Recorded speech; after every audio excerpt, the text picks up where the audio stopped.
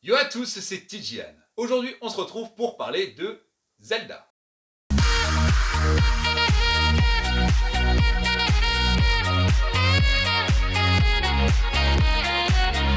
Alors plus précisément, on va parler de Zelda Hyrule Warriors. Et puis en fait, fondamentalement, qu'est-ce qu'un warrior exactement? Donc, à la base, Zelda Breath of the Wild, qu'on trouve ici. Alors ouais, c'est la Wii U parce que sur Switch, ils l'ont dématérialisé, donc forcément, je peux pas vous montrer la pochette.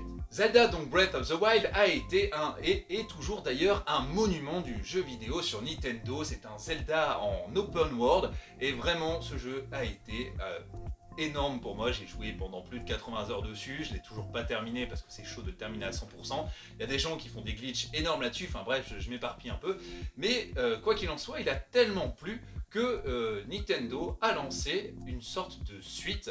Une suite que les gens ont tout de suite appelée Zelda Breath of the Wild 2, qui se passe 100 ans avant les événements de Breath of the Wild. Donc déjà pour ceux qui connaissent celui-là, eh bien on sait que 100 ans auparavant, nos héros ont perdu. Et donc ce serait logique de se dire que, eh bien dans ce jeu-là, la finalité c'est qu'on perd. Et bah sauf que pas du tout, mais je vous en parle après. Donc beaucoup l'ont appelé Breath of the Wild 2, en référence donc à celui-là, à cet open world, sauf qu'au final, celui-là ne sera pas du tout un open world puisque c'est Hyrule Warriors. Alors, qu'est-ce qu'un Warriors? Pour certains, voir un jeu qui s'appelle Zelda Hyrule Warriors, eh bien ils se disent que c'est simplement le nom du jeu. Sauf que si on réfléchit un peu, ou qu'on va un peu plus loin, ou qu'on se renseigne sur d'autres jeux, on se rend compte que le Warriors, eh ben, c'est toute une famille. À l'image de Fire Emblem Warriors et de One Piece Pirate Warriors 3 et le 4 que j'ai en dématérialisé. Pour vous donner un exemple concret d'un Warriors, eh bien simplement sachez que dans Breath of the Wild, vous vous battiez contre un bokoblin, ou un moblin, ou un sorcier, et puis c'était assez compliqué. Il y avait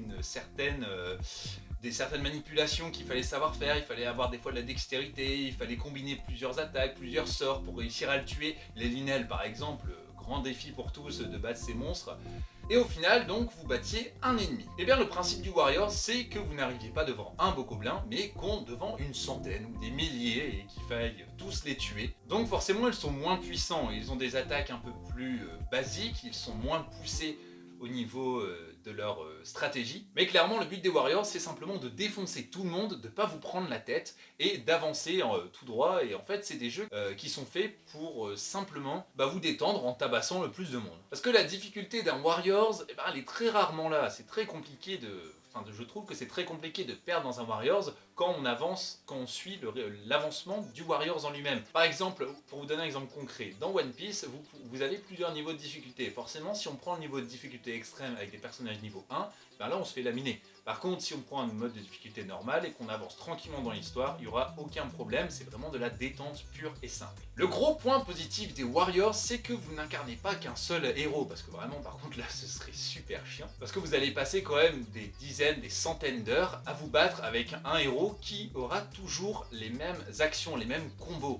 Et donc au bout d'un moment, c'est assez lassant. Et donc on vous propose de jouer avec plusieurs héros. Dans One Piece, une trentaine. Dans Fire Emblem, je me souviens plus exactement, mais en fait ça diffère en fonction des épisodes. Et là, dans Hyrule Warriors, vous aurez plusieurs personnages, vous aurez les prodiges, vous aurez Link, Zelda et d'autres personnages. Donc voilà, je vais vraiment mettre un peu l'accent pour vous expliquer ce qu'est un Warriors au cas où vous ne le saviez pas, puisque ne pas acheter un jeu en pensant que ce serait un open world comme Breath of the Wild. Et d'ailleurs, pour tous ceux qui veulent essayer, il y a la démo d'Hyrule Warriors qui est sortie et que j'ai essayé forcément et qui est super complète et qui nous apprend pas mal de choses sur le jeu. Déjà pour ceux qui connaissent par exemple les One Piece Warriors, ces jeux sont faits par Omega Force et on sait qu'Omega Force c'est quand même le grand boss dans les Warriors. Et vraiment le fait de jouer à Hyrule Warriors, la version de démo, ça a vraiment montré que c'est des boss quoi, parce que on a vraiment des actions, des enchaînements, des évolutions, et on retrouve cet univers de Breath of the Wild, les graphismes sont vraiment sympas, et le jeu, je le trouve vraiment super complet. Alors pour revenir à ce que je vous ai dit en début de vidéo, je vous ai dit que à la base on est censé perdre dans ce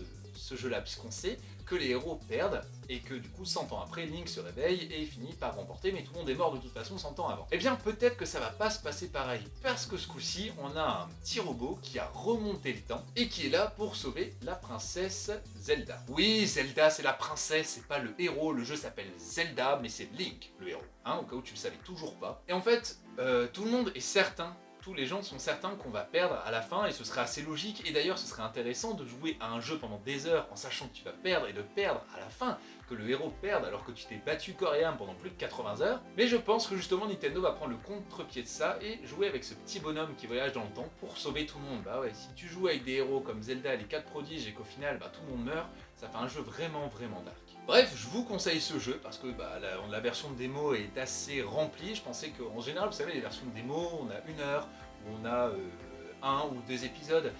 Là, je vous laisse regarder. Si vous hésitez à acheter le jeu, testez d'abord la version de démo. Elle est assez complète. Elle vous donne accès à 3 personnages. N'hésitez pas à me dire en commentaire ce que vous en pensez, ce que vous pensez du jeu ou du test que vous en avez fait. Sur ce, les amis, je vous dis à très bientôt.